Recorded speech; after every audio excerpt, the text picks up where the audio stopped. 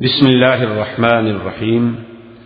منہج corporation Jeddah برائے production و ڈسٹریبیوشن آپ حضرات کی خدمت میں قصص الانبیاء کا مبارک سلسلہ پیش کرنے کی سعادت حاصل کر رہا ہے۔ اب آپ اس مبارک سلسلے کا 13واں حلقہ سماعت فرمائیں۔ قید میں ڈالوں گی اور اس کو نعوذ باللہ ذلت آمیز زندگی گزارنے پہ مجبور کر دوں، اس کو میرا کہنا ماننا پڑے۔ اب اگلی حضرت یوسف علیہ السلام کی دعا سے یہ واضح ہوتا ہے کہ جب انہوں نے دیکھا تو وہاں سے معلوم یہ ہوتا ہے کہ قال رب السجن احب الی مما یدعوننی الیہ، انہوں نے کہا میرا اللہ مجھے تو پھر ایک طرف جو قید خانہ ہے وہ زیادہ بہتر ہے، ان کی طرف جو ہے مجھے گناہوں کے لیے بلا رہی ہے۔ اصل میں علماء نے لکھا کہ وجہ کیا تھی کہ جب وہ روٹی چھوٹی دعوت شعوت کھا بیٹھی حیران ہو گئیں اور دیکھ کے مجبوری امراض رضی، تو انہوں نے بھی کہنا شروع کر دیا کہ دیکھو تمہاری مالکہ ہے اور میں ایک بڑے حسب نسب کی عورت ہے، تم اپنی مالکہ کی بات مان لو، کوئی بات نہیں، تم اس سے تعلق رکھ۔ تو وہ بھی اس کے کہ بھئی آخر روٹی کھائیے، کچھ تو وہ حلال کرے نا، کچھ تو اس کی فیور کرے نا بیچارے۔ تو حضرت یوسف علیہ السلام نے کہا کہ رب السجن احب الی، لیکن یاد رکھو احب یہاں افل تفضیل ہے، لیکن اپنے معنی میں نہیں ہے، یہاں ہے احون البلیتین کہ یا اللہ دو مصیبتیں ہیں، ایک طرف قید خانہ بھی مصیبت اور ایک طرف ان کے گناہوں کے جو ارادے ہیں وہ بھی مصیبت ہے، اور میرا اللہ اگر آپ نہیں پھیریں گے تو میں انسان ہوں، کب تک میں ان کے فتنوں سے بچوں؟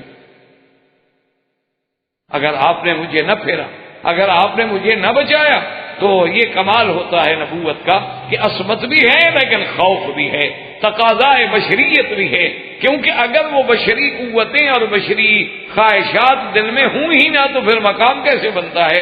اس لیے اللہ کا پیغمبر کہتا ہے کہ مولا اگر آپ نے مجھے نہ پھیرا تو ہو سکتا ہے کہ میں بھی اس غلطی میں پڑ جاؤں اور اکن من الجاہلین، اور میں بھی جاہلوں میں سے ہو جاؤں، کیونکہ گناہ جب بھی آدمی کرتا ہے گناہ جہالت کی دلیل ہے، گناہ علم کی دلیل نہیں ہوتا۔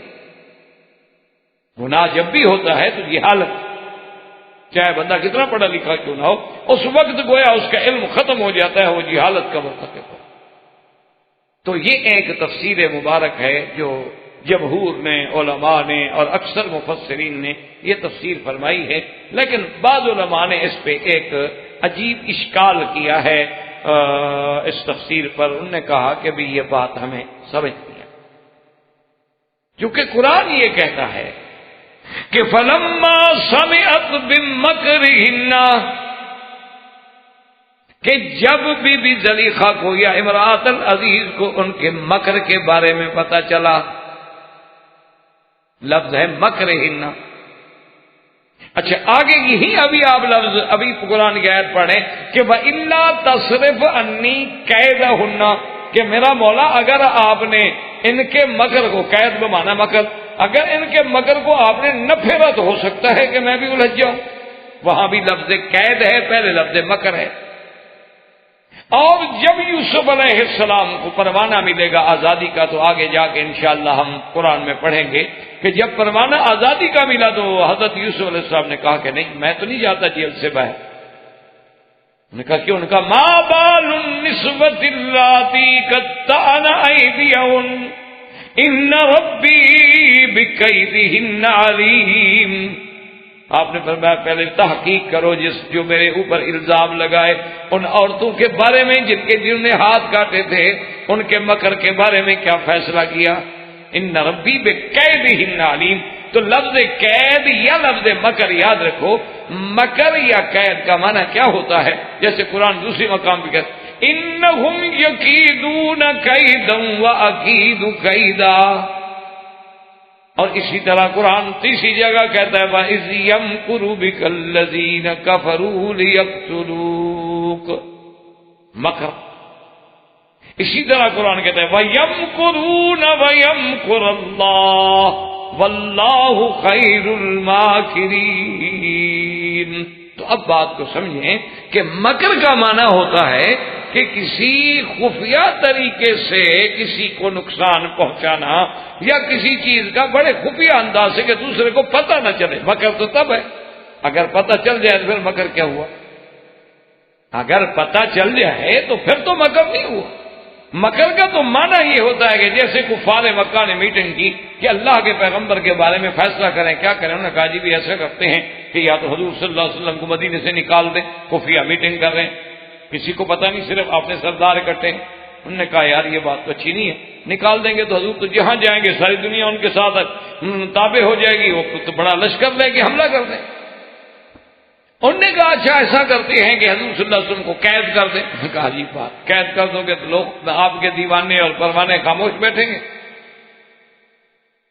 انہوں نے کہا اچھا قتل کر دیں. تو اب تجویز ہوئی تھی، یہ سب کچھ خفیہ طریقے سے ہو رہا ہے. انہوں نے کہا ایسا کرو کہ ہر قبیلہ ایک نوجوان دے، مسلح ہو کے آ جائے، حضور صلی اللہ علیہ وسلم کے گھر پہ گھیرا ڈال لے، اور جب آپ تشریف لائیں گے باہر ہم حملہ کر دیں گے، حضور پاک شہید ہو جائیں گے. اور اگر بنو ہاشم نے مطالبہ بھی کیا تو 60 قبیلے سے لڑ تو سکتے نہیں، ہم کہیں گے ٹھیک ہے جی دیت لے لیں، تو کر لو. تو یہ ہوتا ہے مکر، کہ کسی کو خفیہ طریقے سے، کسی خاص خفیہ انداز سے کہ کسی دوسرے کو پتہ نہ چلے. جیسے کہ ایک صحابی رضی اللہ تعالی عنہ، حضور نے فرمایا کہ من یاتینی بخبر القوم، کون ہے جو جا کے دشمن کے لشکر سے خبر لے کے آئے، احوال لے کے آئے. صحابی آئے، انہوں نے کہا حضور میں لے آؤں گا لیکن مجھے اجازت دیں گے آپ؟ انہوں نے فرمایا کس بات کی اجازت؟ اس نے کہا حضور پر خبر ایسے تو نہیں آ سکتی نا، مجھے آپ کے بارے میں تو کچھ باتیں کرنی پڑیں گی ایسی کہ جو وہ سمجھیں کہ میں آپ کا مخالف ہوں. تو آپ نے فرمایا ہاں اجازت. بھئی اگر کسی سے حال معلوم کرنا ہے تو اگر میں یہ کہوں گا کہ میں حضور صلی اللہ علیہ وسلم کا عاشق ہوں، وفادار ہوں، مجھے میرے ساتھ کون بات کرے گا؟ حضور نے فرمایا تو یہ ہوتا ہے مکر. اب قرآن میں ہر جگہ لفظ یا مکر کا آیا ہے یا قید کا آیا ہے، یا مکر یا قید میں مکر ہننا، قید ہننا، قید ہننا. تو اگر کوئی آدمی کسی کے حسن و جمال کو دیکھ کر مبہوت ہو جائے، یعنی آدمی ایسے سامنے آئے جمال دیکھ کے حیران ہو جائے اور ہاتھ کاٹ بیٹھے، تو اس میں مکر کون سا ہے بھائی؟ یہ تو آپ یوں کہہ سکتے ہیں کہ بھی مدہوش ہو گئے، یوں آپ کہہ سکتے ہیں کہ جی وہ بے ہوش ہو گئے، یوں آپ کہہ سکتے ہیں کہ جی وہ اس کے جمال میں ایسے کھوئے، ایسے کھو گئے کہ انہیں پتہ نہیں لگا کہ وہ چھری اپنا سیب کاٹ رہی ہے یا ہاتھ کاٹ رہی ہے. تو وہ تو مکر نہیں ہوتا، وہ تو معذوری ہے، مجبوری ہے. یا جیسے کسی خطرناک چیز کو دیکھ کے فطری طور پہ آدمی ڈر جاتا ہے، تو اس میں کیا مکر ہے بھائی؟ موسیٰ علیہ السلام نے اپنے ہاتھ سے عصا ڈالا ہے، لیکن جب وہ سانپ بنا تو موسیٰ علیہ السلام بھاگ پڑے، ڈر گئے. فطرت انسانی ہے، بشری تقاضا ہے کہ آخر سانپ کے آگے کون کھڑا رہے گا، وہ ڈس. اب جناب یہ ہے کہ بات کو سمجھیں، تو اس لیے بعض علماء نے اس تفسیر پہ ایک اشکال پیش کیا. انہوں نے کہا ہمیں یہ بات سمجھ نہیں آتی کہ آدمی کسی کے حسن کو دیکھ کے ہاتھ کاٹ ڈالے اور قرآن کہے کہ یہ مکر ہے. اور دوسری ان کی دلیل سنیں، وہ یہ کہتے ہیں کہ جب ان عورتوں نے ہاتھ کاٹے تو سب نے کیا کہا تھا؟ فَقُلْنَا حَاشَ لِلَّهِ مَا هَذَا بَشَرًا ان هذا الا ملک کریم. سب نے کہا کہ اللہ کی پناہ، خدا کی پناہ، یہ انسان نہیں، یہ تو فرشتہ ہے، یہ انسان نہیں. تو وہ یہ مطالبہ کرتے ہیں کہ جی پوری لغت عربیہ میں آج تک وہ کہتے ہیں ہمیں کوئی مثال دو، ہمیں کوئی محاورہ دو کہ کسی کے حسن و جمال کو فرشتے سے تشبیہ دی گئی ہو. فرشتے کو پاکی سے تشبیہ تو دی جاتی ہے لیکن جمال سے تشبیہ نہیں دی جاتی. وہ کہتے ہیں کوئی ایک محاورہ تو لے آؤ نا دنیا میں کہ کسی نے یہ کہا ہو کہ فلاں بندہ اتنا خوبصورت ہے جیسے فرشتہ. ہاں یہ تو کہتے ہیں کہ بھائی فلاں بندہ یار بڑا پاک باز ہے، بڑا پاک تینت ہے، بڑا صالح آدمی ہے، یار وہ تو فرشتہ صفت. یعنی فرشتے کو تشبیہ جو ہے سیرت میں تو دی جاتی کیونکہ فرشتے گناہوں سے پاک ہوتے. تو فرشتے کی تشبیہ جو ہے یہ تو ہو سکتا ہے کہ یعنی وہ اتنا پاک انسان ہے یار، اتنا پاک باز بندہ ہے یار، کیا پوچھتے ہو یار، اس کو فرشتہ ہے.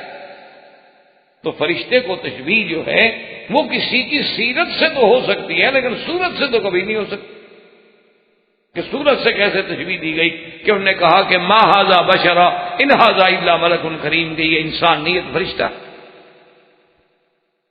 تو اس لیے یہ اشکال ہوا، انہوں نے کہا کہ یہ چیزیں جو ہے، ایک تو ان کا یہ کہنا کہ ما ھذا بشرا ان ھذا الا ملک کریم، ایک یہ کہنا، اور ایک ان کا قرآن پاک میں بار بار جو لفظ مبارک آیا ہے فلما سمعت بمکرہن، اور آگے جا کے قرآن کہتا ہے کہ حضرت یوسف نے جب دعا مانگی کہ یا اللہ مہربانی کر الا تصرف عنی کیدہن، اور آگے قرآن جا کے کہتا ہے ما بال النسوۃ اللاتی قطعن ایدیہن ان ربی بکیدہن علیم، تو ہر جگہ قید اور مکر کا لفظ ہے۔ یہ قید اور مکر کیا ہے کہ آدمی جمال دیکھ کے مبہوت ہو جائے؟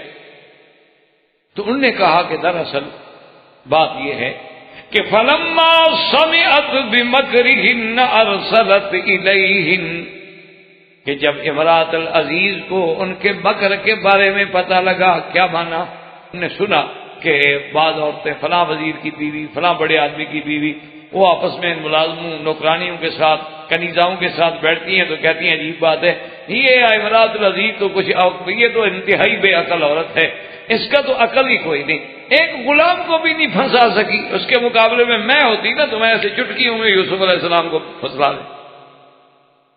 یہ کوئی بات ہے کہ ایک نوجوان ہو اور جوانی ہو، جوش ہو، خون ہو، اور عورت کے مکر سے بچ جائے؟ یہ تو ذریعہ ہی کچھ نہیں، یہ تو ہے ہی بالکل عقل سے فارغ عورت، ایک نوجوان کو نہیں پھنسا سکی، کمال ہے۔ ایسے تو ہم ایک منٹ میں پھانس لیں، اگر ہمارے پاس یوسف ہوتا دیکھتے کہ کیسے بچ کے جاتا ہے۔ تو یہ مکر یہ تھا کہ بھئی وہ نہیں اس کو مکر میں لے آ سکی، وہ چلو کسی دھوکے سے، مکر سے، محبت سے، کسی انداز میں کسی طرح تو یوسف علیہ السلام کو پھانس دیتے تو کچھ بھی نہیں کر سکی، یہ تو کچھ بھی نہیں ہے۔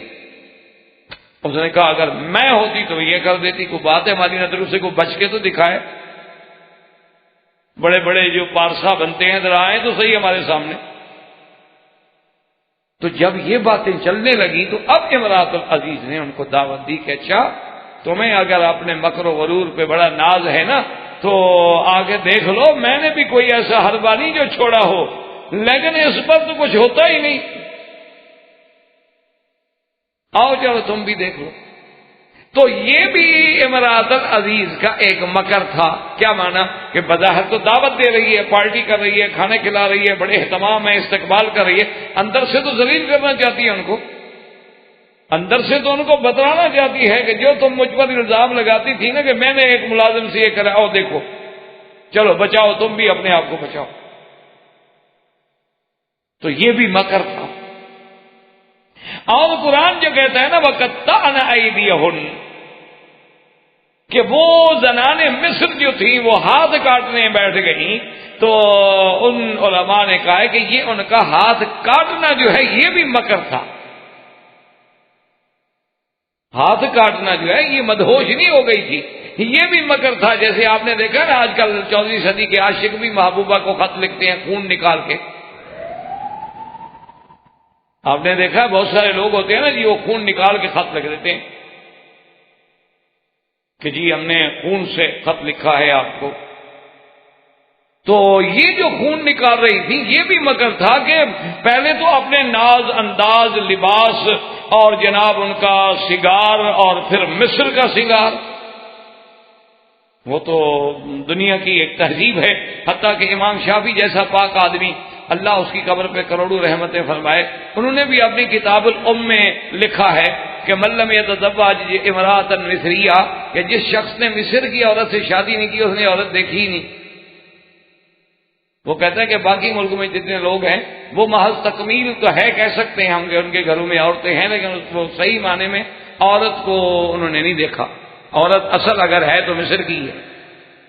یہ امام شافعی جیسا آدمی لکھ بیٹھا، اتنا بڑا پاک آدمی، انہوں نے آخری شادی وہیں فرمائی تھی نا، اور وفات بھی وہیں ہوئی، آپ کی قبر بھی وہیں ہے مصر میں۔ امام شافعی بہت بڑا آدمی تھا، اللہ اس کی قبر پہ کروڑوں رحمتیں فرمائے۔ اور اگر یہ دیکھا جائے تو یہ سرزمین حرم جس میں آپ بیٹھے ہیں یہ بھی تو ان لوگوں نے آباد کی نا. حضرت اسماعیل کی بیوی بھی تو مصر سے تھی, وہ بھی تو مصر سے شادی کر کے لے آئے. تو اس سرزمین کی آبادی میں بھی ان کا بڑا ہاتھ ہے. تو بہرحال میرے کہنے کا مقصد یہ ہے کہ پہلے تو جناب انہوں نے اپنے وہ لباس سے اور اپنے ناز و انداز سے یوسف کو پھسلانا چاہا, لیکن جب دیکھا کہ بھی یوسف علیہ السلام تو پتہ نہیں کوئی اور شخصیت ہیں کہ اس کو نہ تو ہمارا حسن مروب کر رہا ہے نہ ہمارے نخرے اور ناز انداز مروب کر رہا ہے. انہوں نے کہا چلو آخری حربہ استعمال کرو. وقطعنا ایدیہن, انگلیوں پہ چھریاں پھیر دی. کہا یوسف اب بھی تم نے اگر ہماری طرف توجہ نہ کی نا ہم خودکشی کر لیں. یہ بھی مکر. اور جب یہ سارا کچھ دیکھنے بعد بھی یوسف علیہ السلام ٹس سے مسنا ہونے کا میرے لیے کل کے مرنے کے بجائے ابھی مر جائے گا, تو اب چیخ پڑی کہ ما ھذا بشرا, یہ بندہ نہیں یہ فرشتہ. یہ اتنا پاک سیرت ہے کہ یہ تو کوئی فرشتہ زمین پہ اترا ہے, انسان ہے ہی. اگر یہ انسان ہوتا تو ہمارے داؤ سے بچ کے نہ جاتا, ہمارے اس مکر سے نہ. یہ آخری حربہ تھا کہ کوئی عورت دیکھے نا جی, سب سے بڑا آدمی کتنا بڑا پڑھا لکھا فلاسفر کیوں نہ ہو جائے, عورت ذرا آنسو بہائے تو بس حضرت گئے. وہ اس کے آنسو کی مار نہیں کھا سکتا تو خون کی مار کہاں کھائے. بڑے سے بڑا آدمی جو ہے نا جی, بڑے سے بڑا دماغ, بڑے سے بڑا فلسفی, بڑے سے بڑا اسکالر, بڑے سے بڑا مفکر, بس تھوڑی دیر میں عورت نے رونا شروع کیا تو حضرت ختم. تو آدمی تو اس کے آنسو نہیں برداشت کر سکتا, وہ بھی جھوٹے. چاہے جائے کہ وہ اپنا خون نکال کے باہر ڈال دے تو وہ تو آخری حد تھی مکر کی. جب اس پر بھی اثر نہ ہوا تو انہوں نے کہا کہ ہاں ما ھذا بشرا, یہ انسان ہو ہی نہیں, ان ھذا الا ملک کریم, باقی یہ کوئی فرشتہ, کیونکہ فرشتہ پاک ہوتا ہے, پاک سیرت ہوتا ہے. یہ بندہ تو اتنا پاک سیرت ہے, اس پر تو ہمارا کوئی مکر بھی کارگر نہیں ہوا. اس لیے بعض علماء کرام نے اس کی یہ تفسیر بھی بیان فرمائی ہے, لیکن اکثر علماء اور مفسرین نے اسی پہلے قول کو ترجیح دیا ہے, اس لیے کہ وہ یہ کہتی ہیں کہ ایک تو روایات میں موجود ہے کہ اوتیا شطر الحسن, اور ایک روایات میں یہ بھی موجود ہے کہ سیدہ عائشہ صدیقہ رضی اللہ تعالی عنہا فرماتی تھی کہ واللہ لو رأینا جمال محمد لقطعنا قلوبہن. بی بی عائشہ فرماتی تھی کہ خدا کی قسم ہے کہ زنان مصر نے یوسف کا جمال دیکھا تھا کہ انگلیوں پہ چھریاں پھیرنے لگی. اللہ کی قسم اگر میرے محبوب محمد مدنی کا جمال دیکھتی تو وہ سیدھا دلوں پہ چھریاں پھیرتے. اس لیے علماء نے تو اسی تفسیر کو راجح قرار دیا ہے, لیکن بہرحال بعض علماء نے اشکال کے بعد یہ دوسری تفسیر بھی پیش کی ہے جو الفاظ قرآن کے ساتھ بہرحال یعنی ایک جوڑ اور ایک ربط رکھتی ہے اپنے اندر. اب حضرت یوسف علیہ السلام نے جب اللہ سے دعا مانگی تو خدا کی قدرت ہے, اللہ نے آپ کی دعا منظور کی. اور ثم بدا لهم من بعد ما رأوا الآيات ليسجننه حتى حين. اب عزیز مصر نے سوچا کہ پہلے تو میرے گھر میں بات تھی, اب ہر گھر میں بات پہنچ گئی. پارٹی میں جو عورتیں آئیں تو ہاتھ کٹوا کے گئی ہوئی ہیں, تو سب دیکھ رہے ہیں کیا ہوا جی کیا ہوا. اس نے کہا بھی یہ مسئلہ پھیلتا چلا جا رہا ہے, آخر بہرحال وزیر تھا, اس کا ایک بڑا مقام تھا, اور پھر اس کے گھر میں بادشاہ وقت کی بہن تھی. اس نے کہا کہ ایسا کرتے ہیں کہ یوسف علیہ السلام کو جیل میں ہی بھیج. جب یہ جیل میں چلے جائیں گے تو کچھ عرصہ گزرے گا تو خدا کی قدرت ہے کہ آدمی خود بخود اس قصے کو بھول جاتا ہے. جب واقعہ گزرے گا تو زخم بھر جائیں گے, بات رہ جائے گی تو قصہ مک جائے گا, اور اس کے بعد جو ہے جیسے بھی ہوگا پھر آزادی مل جائے گی. لیکن وہ بڑے آدمی تو پھر ایسے ہوتے ہیں جی, آپ کو تو جیل میں بھیج دیا آپ پھر بھول گئے. بڑے لوگ تو پھر ایسے ہوتے ہیں. اب حضرت یوسف علیہ السلام جب جیل میں گئے اور تکلیفیں ہوئیں تو پھر اللہ سے درخواست کی کہ مولا میں تو مصیبت میں.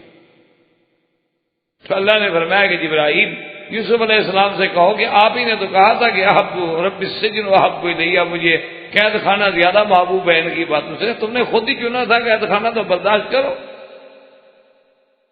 اسی لیے حضور صلی اللہ علیہ وسلم کا حکم ہے کہ جب بھی بندہ دعا مانگے تو کہے العفو والعافیہ، کہ اللہ عافیت، اللہ عافیت عطا فرما۔ یہ نہ کہے کہ اللہ میاں اچھا بڑی مصیبت سے بچا لے، کوئی چھوٹی دے دے، کبھی نہ۔ اور اسی طرح ایک حدیث مبارک میں ہے کہ حضور پاک نے دیکھا کہ ایک آدمی دعا مانگ رہا ہے کہ اللہ مجھے صبر کی توفیق عطا فرما، اللہ مجھے صبر کی توفیق عطا فرما۔ آپ نے بلایا، آپ نے کہا خدا کے بندے صبر تو ہوتا ہی مصیبت پر ہے نا، پہلے مصیبت آئے گی تو صبر کرو گے نا، کیا مانگ رہے ہو اللہ سے؟ کیا مانگ رہے؟ ایک ہے کہ مصیبت آ گئی تو اب صبر مانگو اور صبر کرو بھی، ایک ہے کہ خود آدمی کہے کہ جی مجھے اللہ صبر کی توفیق عطا فرما اور صبر کی توفیق عطا فرما۔ اس کا مطلب ہے کہ تم مصیبت مانگ رہے ہو، اللہ سے جب بھی مانگو العفو والعافیہ، اللہ سے معافی مانگو اور عافیت مانگو، کیونکہ اللہ تبارک و تعالی کسی بندے کو کسی ابتلا میں نہ ڈالے۔ کوئی چھوٹی سی بات بھی ہو تو انسان بڑا ضعیف ہے، بڑا عاجز ہے، وہ برداشت نہیں کرتا، اس لیے ہمیشہ العفو والعافیہ مانگنا چاہیے۔ اور اسی سے قرآن پاک کے ان واقعات کی روشنی میں علماء نے فرمایا کہ دیکھ لو کہ 4000 سال پہلے ان کی تمدن و تہذیب کا یہ عالم ہے کہ پہلے تو جناب سارے بڑے بڑے لوگوں کی بیویاں بن سنور کے آ رہی ہیں یوسف کو دیکھنے کے لیے، پھر یوسف کو الجھانے کے لیے ہاتھ کاٹ رہی ہیں، اور پھر خود عزیز مصر کی بیوی اعتراف کر رہی ہے کہ میں نے پھسلانے کی کوشش کی ہے، وہ تو گناہوں سے بچا ہوا تو بچ گیا، اس نے تو کوئی ارادہ نہیں کیا۔ ان سب کے بعد جیل میں حضرت یوسف کو بھیجا جا رہا ہے، جیل میں حضرت یوسف علیہ السلام کو بھیجے جا رہے، اور یہی آج ہو رہا ہے۔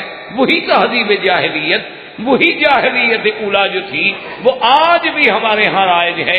آج بھی اللہ تبارک و تعالیٰ معاف کرے، جیل میں وہی جاتا ہے جو بیچارہ مظلوم ہے، غریب ہے، جس کے کوئی آدمی ساتھ دینے والا نہیں، جو قانون کو ہاتھ میں نہیں لے سکتا۔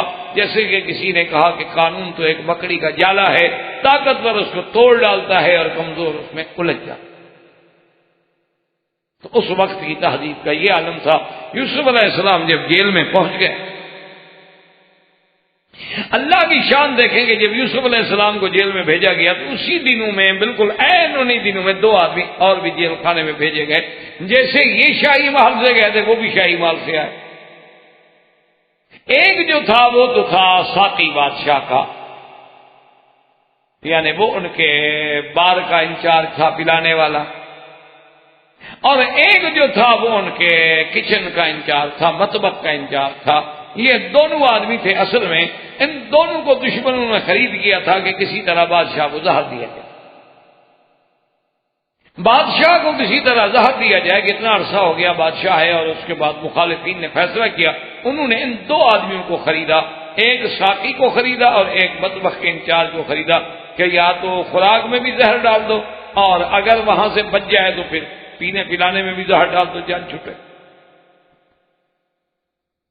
سابقہ کتابوں میں یہ بات ملتی ہے کہ پہلے تو وہ دونوں راضی ہو گئے کہ ہمیں اتنے پیسے دے دو، ہم بادشاہ کو مار دیں گے۔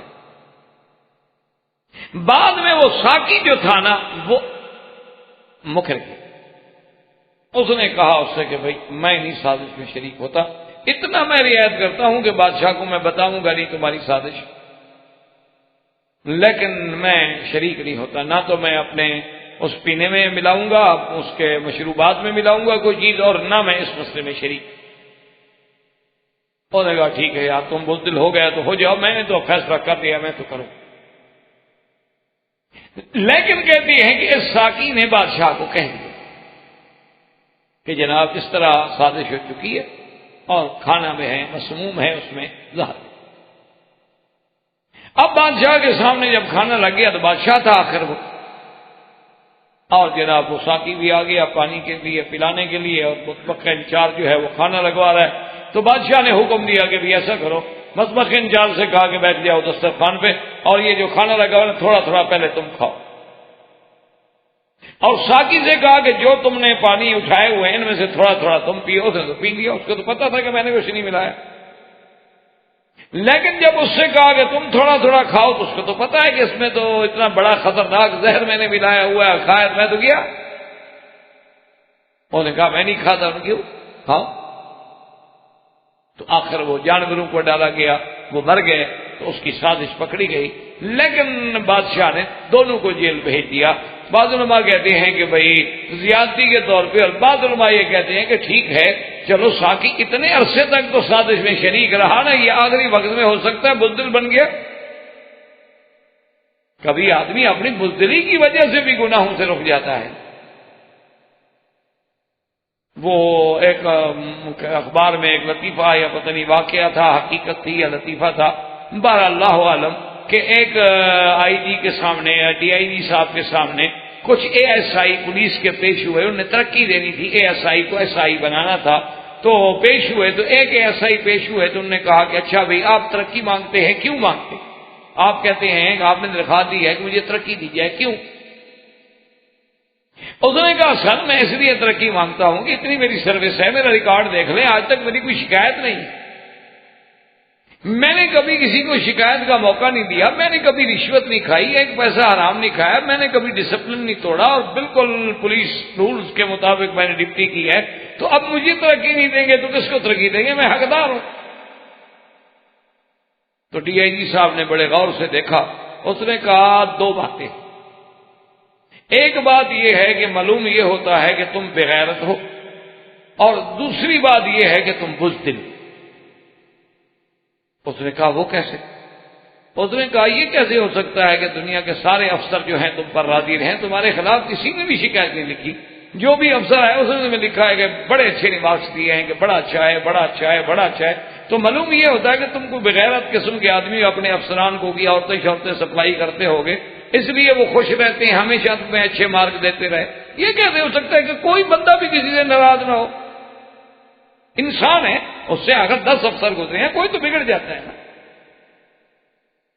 اور دوسری بات میں نے کہا بزدل ہو، تم نے رشوت اس لیے نہیں کھائی کہ شریف آدمی ہو، گناہ سمجھتے ہو، تم اس زہر کو ہضم کرنے کی طاقت نہیں رکھتے، رشوت کھانے کے لیے بھی تو بہادر آدمی چاہیے نا جو اس کو ہضم کر سکے۔ تم کمزور بندے ہو، ڈر کے مارے تم نے نہیں کھائی، اس لیے تمہیں ترقی کے بجائے میں ہیڈ کانسٹیبل بناتا ہوں، ریولٹ کرتا ہوں۔ انہوں نے کہا پولیس میں رہنے کے بعد ایسا آدمی میں نے زندگی میں پہلا دیکھا ہے کہ جس کے کریکٹر رول میں کوئی نوٹ بھی نہ ہو، یہ کوئی بات ہے؟ یہ کیسے ہو سکتا؟ کیونکہ یہ رشوت جو ہے زہر ہے، اس کو ہضم کرنا آسان تھوڑا ہوتا ہے، اس کے لیے بھی بڑے بڑے حوصلوں کی ضرورت ہوتی ہے۔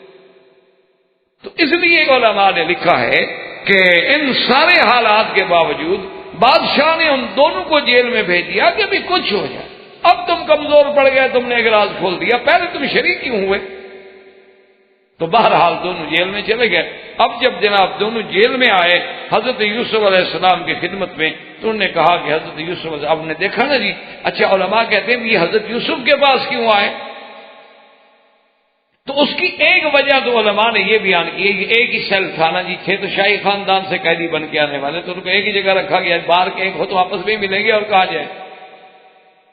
اور بعض علماء نے یہ لکھا کہ یوسف علیہ السلام کا جمال، یوسف علیہ السلام کا حسن، یوسف علیہ السلام کی سیرت و کردار، اور جیل میں آ کر بھی عبادت اور اللہ کے ساتھ لگاؤ، اللہ کا ذکر، اور کسی کے ساتھ بھی برائی نہ کرنا، ہر بندے کی خبر گیری کرنا، کوئی بیمار ہے عیادت فرما رہے ہیں، کوئی رو رہا ہے تسلی دے رہے ہیں، ہمدردی کر رہے ہیں اس کے ساتھ، یہ چیز جو تھی اس نے ان کو مجبور کیا کہ وہ یوسف علیہ السلام کے گرویدہ ہو گئے، اور کبھی کبھی آ کر یوسف علیہ السلام سے عجیب عجیب باتیں بھی پوچھا کرتے تھے اور یوسف صاحب بھی بتا دیتے۔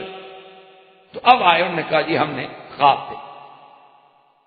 وَدَخَلَ مَعَهُ السِّجْنَ فَتَيَانِ قَالَ أَحَدُهُمَا إِنِّي أَرَانِي أَعْصِرُ خَمْرًا وَقَالَ الْآخَرُ إِنِّي أَرَانِي أَحْمِلُ فَوْقَ رَأْسِي خُبْزًا تَأْكُلُ الطَّيْرُ مِنْهُ نَبِّئْنَا بِتَأْوِيلِهِ اِنَّا نَرَاكَ مِنَ الْمُحْسِنِينَ۔ دو نوجوان آئے، انہوں نے کہا کہ یوسف علیہ السلام ہم نے خواب دیکھا ہے۔ ایک نے کہا کہ انی ارانی اعصر خمرا، عاصر اسار کہتے ہیں نچوڑنا، کسی چیز کو نچوڑنا۔ اب شراب تو نہیں نچوڑا جاتا نا، نچوڑا تو انگوروں کو جائے گا، اس سے شراب نکلے گا، تو جب مآل شراب ہے تو اس لیے کہا میں شراب نچوڑتا ہوں۔ انی ارانی اعصر خمرا، کہ میں ان چیزوں سے نچوڑ کے بادشاہ کے لیے جام شراب تیار کر رہا ہوں. وقال الآخر، اور دوسرے نے کہا انی ارانی احمل فوق راسی خبزا، کہ میں نے سر پہ روٹی اٹھائی ہوئی ہے، کھانا لگایا ہوا ہے، اور تاکل الطیر منہ، پرندے جو ہیں وہ اڑ اڑ کے اس کھانے کو کھا رہے ہیں.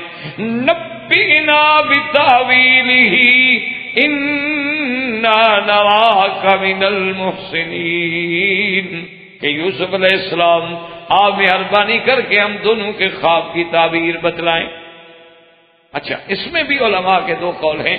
بعض علماء یہ فرماتے ہیں انہوں نے خواب شاب دیکھا ہی نہیں تھا، ایسے بات میں نہیں کہ چلو یوسف علیہ السلام کا امتحان تو کرے.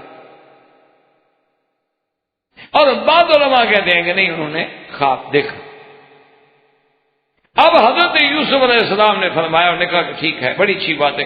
قال لا یاتیکما طعام ترزقانہ الا نبأتکما بتأویلہ قبل ان یأتیکما ذالکما مما علمنی ربی انی ترکت ملت قوم لا یؤمنون باللہ وهم بالآخرة هم كافرون واتبعت ملة آبائي إبراهيم وإسحاق ويعقوب ما كان لنا أن نشرك بالله من شيء ذلك من فضل الله علينا وعلى الناس ولكن أكثر الناس لا يشكرون.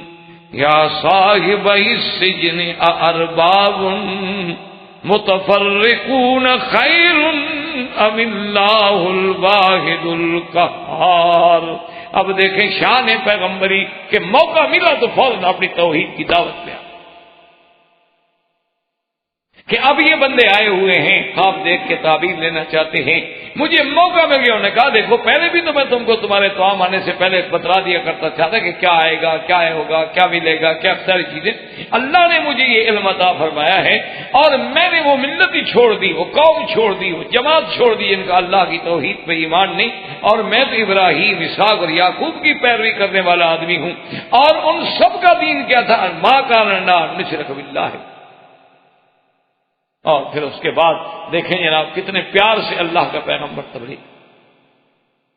یاد رکھیں کہ دعوت دینا جو ہے، کسی کو دین کی دعوت دو تو اس کا بھی اسلوب ہے. ادعو الی سبیل ربک بالحکمت والموعظۃ الحسنہ، کہ بڑی حکمت کے ساتھ، دانائی کے ساتھ، موعظہ حسنہ کے ساتھ کسی کو بلائیں. اگر آپ کسی کو فوراً سختی سے کہیں گے، ڈانٹیں گے تو بات کون سنے گا؟ آج کے دور میں تو بچہ اولاد بات نہیں سنتی تو کوئی دوسرا کیا.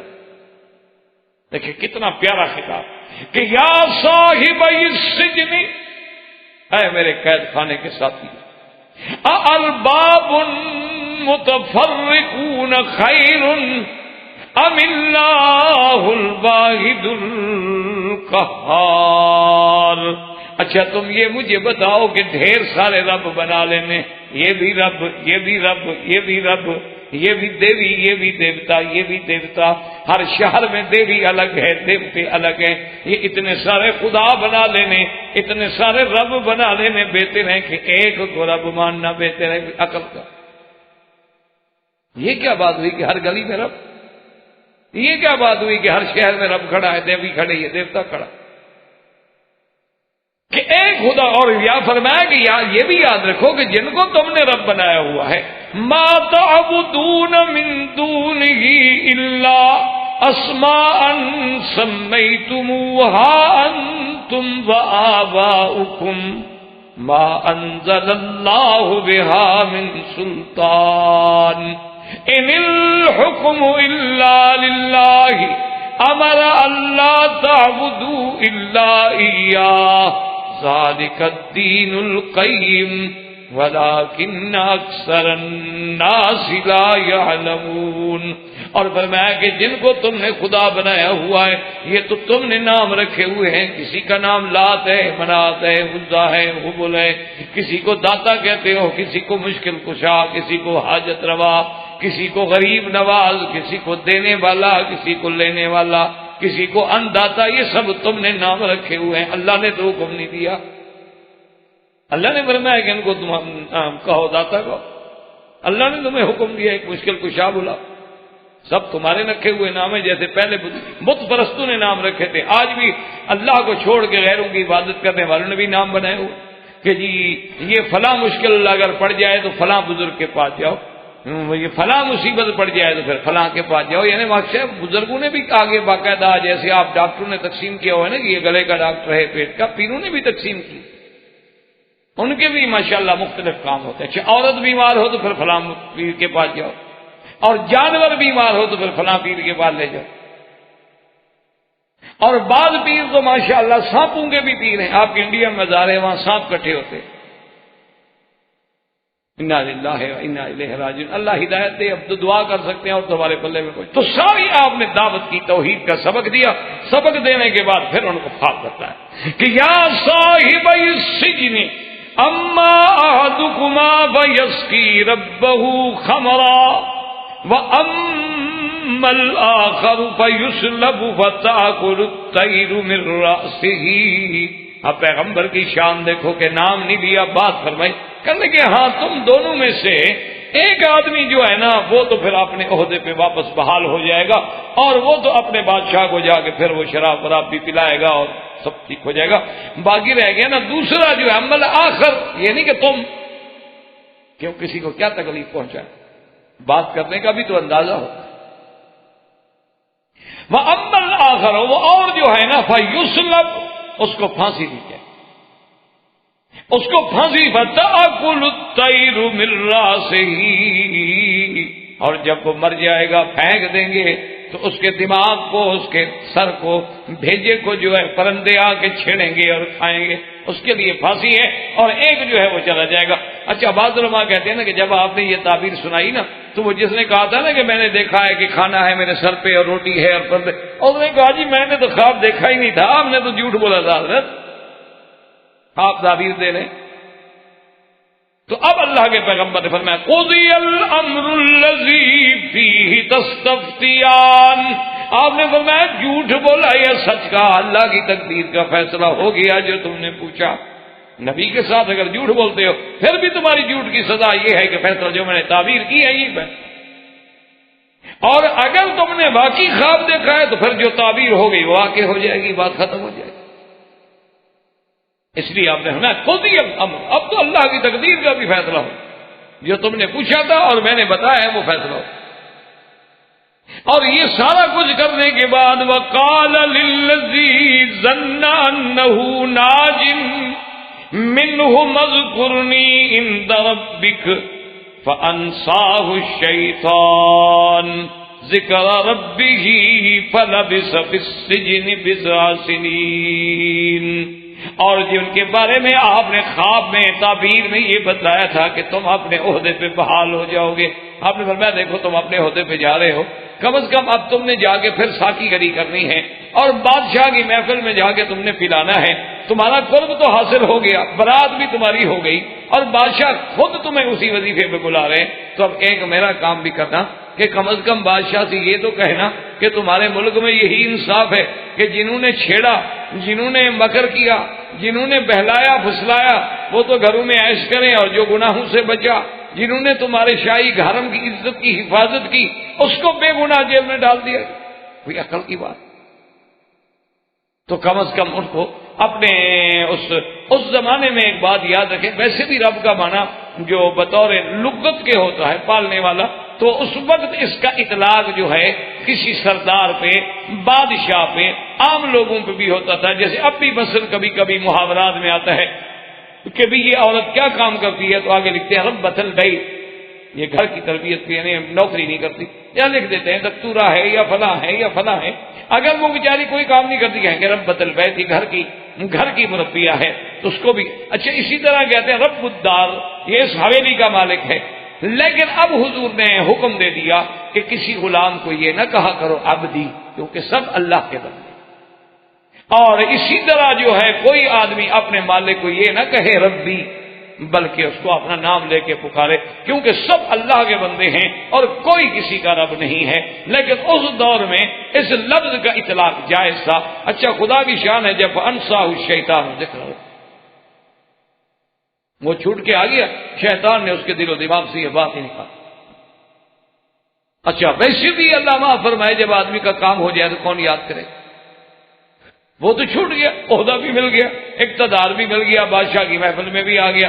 اچھا پھر کام بھی کھانے پلانے والا، کام بھی ڈپٹی بھی ایسی دی نا، تو پلانے کے بعد ویسے اچھے اچھے ہوش والے بھی بے ہوش ہو جاتے ہیں. یہ کیا یاد رکھتا بدبخت؟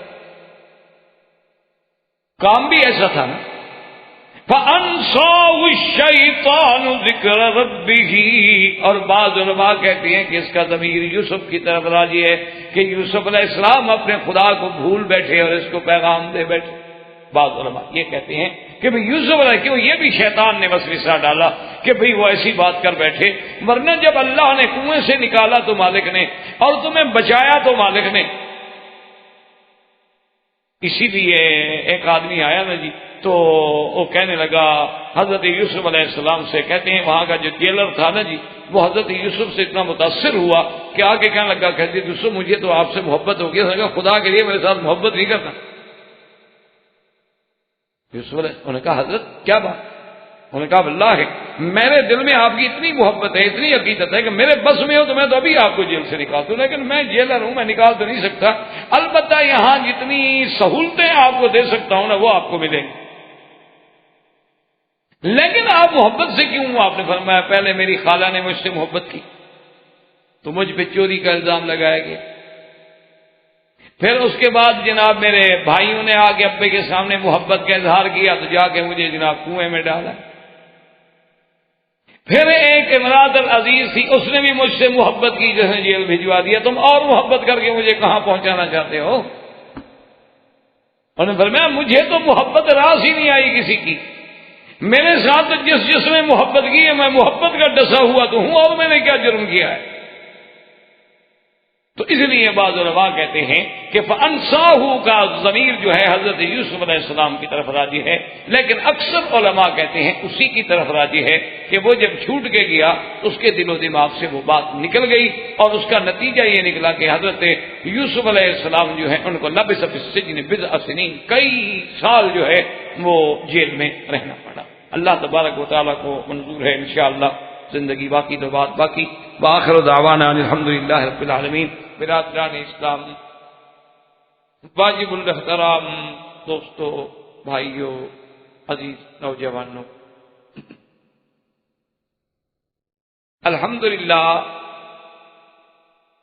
دروس قصص الانبیاء علیہم الصلاۃ والسلام کے ضمن میں ہم سیدنا یوسف علیہ السلام کے قصے کو پڑھ رہے تھے،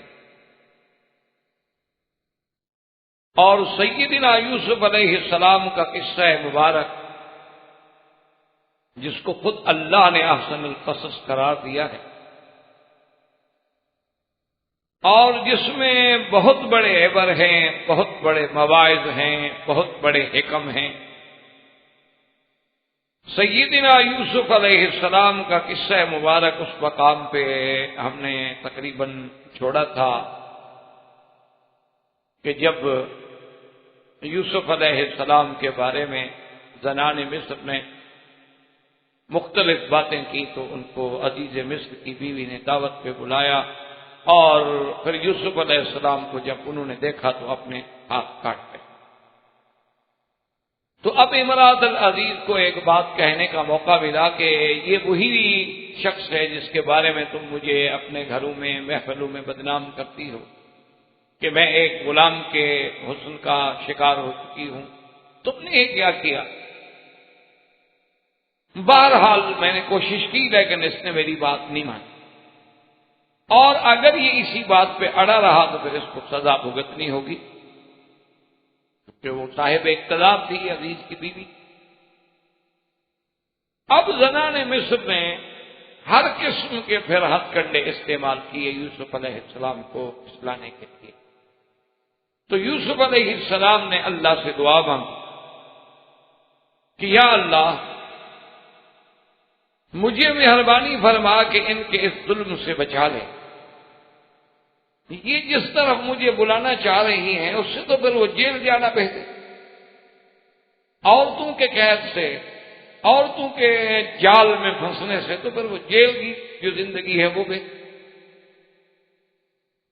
اور ساتھ یہ شان پیغمبر ہے، حالانکہ اللہ کے نبی معصوم ہوتے لیکن یہ عظمت شان پیغمبر ہے کہ کہتے ہیں کہ اللہ تصرف انی کیدہن، کہ میرے اللہ اگر آپ نے ان کے اس جال مکر کو نہ پھیرا مجھ سے، ہو سکتا ہے میں بھی بشر ہوں، انسان. یہ تواضع ہے اور مقام بشریت کا تقاضا. اللہ تبارک و تعالی نے سیدنا یوسف علیہ السلام کی دعا سن لی، اور عزیز مصر نے یہ بیٹھ کے فیصلہ کیا کہ بھئی بہرحال، حالانکہ عزیز مصر جانتا تھا کہ یوسف علیہ السلام تو معصوم ہیں، بے گناہ ہیں، لیکن چونکہ اب ایک بات چل نکلی تھی مصر میں اور بڑے گھروں میں ہر وقت اسی بات کا چرچا تھا، تو اس بات کو ختم کرنے کے لیے انہوں نے یہ سوچا کہ بہتر یہ ہے کہ کچھ عرصے کے لیے یوسف علیہ السلام کو ہم جیل بھیج دیتے ہیں. جب انہیں جیل بھیج دیا جائے گا تو یہ معاملہ جو ہے خود بخود ٹھنڈا ہو جائے گا اور لوگ چپ ہو جائیں گے، اگر وقت گزرنے سے زخم بھر جاتے. تو یوسف علیہ السلام کو بغیر کسی جرم کے اور بغیر کسی گناہ کے انہیں جیل میں بھیج دیا. یعنی اس سے جہاں ایک طرف یوسف علیہ السلام کی مظلومیت، تو دوسری طرف اس دور کے سرمایہ دار اور برسر اقتدار لوگوں کی ذہنیت کا بھی پتہ چلتا ہے کہ جانتے ہیں بے گناہ ہے. یعنی عزیز مصر خود کہہ چکا ہے اپنی بیوی سے کہ تمہاری غلطی ہے، یوسف علیہ السلام تو بے گناہ ہے. یہ جانتے ہوئے کہ بے گناہ ہے، لیکن ہماری عزت میں چونکہ بات ہو رہی ہے لہذا جیل بھیج دو. تو اس لیے علماء نے لکھا ہے کہ اقتدار پہ بیٹھنے کے بعد یہ کھیل نئے نہیں ہے، یہ بہت پرانا. یہ اقتدار کی کرسی ایسی چیز ہوتی ہے کہ اس پہ بیٹھنے کے بعد پھر بہت کم لوگ ہوتے ہیں جن کی اللہ حفاظت فرماتے ہیں، ورنہ وہ انصاف پہ قائم نہیں رہتے. اب جب یوسف علیہ السلام جیل میں بھیج دیے گئے تو ان کے ساتھ دو آدمی اور بھی اسی زمانے میں اسی وقت میں تقریباً جیل میں آئے. ایک بادشاہ ریان کا ساقی تھا اور ایک اس کے مخبز کا یعنی باورچی خانے کا کچن کا انچارج. اس کی وجہ یہ تھی کہ ان دونوں نے اصل میں مل کے سازش کی تھی کسی سے پیسے لے کر بادشاہ کو زہر دینے کی. سازش میں دونوں شریک تھے، لیکن بعد میں کچھ گھبرا گیا. وہ ساقی جو تھا جس کی ذمہ شراب پیش کرنا تھا وہ کچھ گھبرا گیا، لیکن طباخ نے کھانے کے اندر زہر ملا دی، اور جب کھانا چن لیا گیا دسترخوان پہ لگ گیا، بادشاہ جانے لگا تو ساقی کہنے لگا کہ کھانے میں زہر. وہ ڈر گیا، گھبرا گیا اور اس سازش پر وہ قائم نہ رہ. اور یہ سوچا کہ اچھی بات یہ ہے کہ میں اس راز کو کھول دوں، بجائے اس کے کہ اور کوئی کھولے تو مجھے ایک تو یہ ہے کہ میں بچ جاؤں گا، دوسرا ہو سکتا ہے مجھے انعام و اکرام سے بھی نوازا جائے کہ میں نے اینڈ ٹائم بتا کے بادشاہ کی جان بچا لی. تو بادشاہ نے حکم دیا اور جو مطبخ کا انچارج تھا اس نے کہا کہ نہیں، ساقی نے شراب میں زہر ملائی. بادشاہ نے حکم دیا کہ شراب سے ساقی کو پلایا جائے اور کھانے سے اس باورچی کو کھلایا. اب اس نے تو پی لیا، اس کو تو پتا تھا کہ شراب اس میں کوئی زہر شار نہیں ہے، لیکن جب اسے کہا گیا ابھی تم کھانا کھاؤ تو اس نے انکار کر دیا. جب اس کھانے کو کسی جانور کے آگے ڈالا گیا وہ مر گیا تو تسلی ہو گئی، یقین ہو گیا کہ اس میں زہر ہے. لیکن بادشاہ نے یہ مناسب سمجھتے ہوئے کہ بھی سازش میں تو دونوں شریک تھے، ایک آدمی آخر وقت میں صرف اظہار کر رہا ہے، ورنہ پہلے تو دونوں اس میں رازدان تھے، دونوں کو جیت گئی.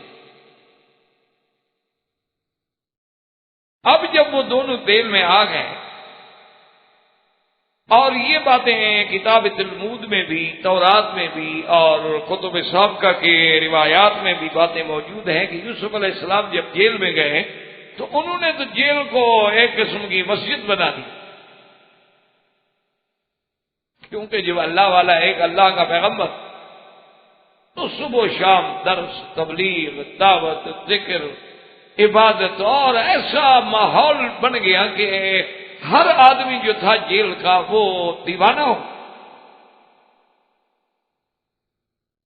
اسی طرح تاریخ میں اب بھی یہ بات موجود ہے کہ عطا اللہ شاہ بخاری رحمۃ اللہ علیہ امیر شریعت جن کا لقب تھا، انگریزوں کے زمانے میں انہیں جیل میں بھیجا گیا تو شاہ جی رحمۃ اللہ علیہ صبح کے وقت میں قرآن شریف پڑھتے تھے، اور اتفاق سے وہ بارک جو تھی جس میں شاہ صاحب کو رکھا گیا تھا وہ سپرنٹینڈنٹ جیل جو ہے اس کی کوٹھی کی دیوار کے ساتھ ملتی تھی، باہر کی طرف کوٹھی تھی، اندر کی طرف بارک تھی، کیونکہ بڑے بڑے جو اہم قیدی ہوتے تھے ان کو خصوصی طور پر سیلوں میں رکھا جاتا تھا۔ تو اس کی بیگم جو ہیں اس انگریز سپرنٹینڈنٹ جیل کی بیوی جو تھی، تو وہ کبھی کبھی صبح کے ٹائم پہ جب اٹھتی تو اپنے لان میں اس کے پھول وول لگے ہوئے تھے تو وہ صبح اٹھ کے ذرا چلتی واک شاک کرنے کے لیے، تو کانوں میں آواز جب آتی تو دیوار کے ساتھ کان لگا کے کھڑی ہو جاتی،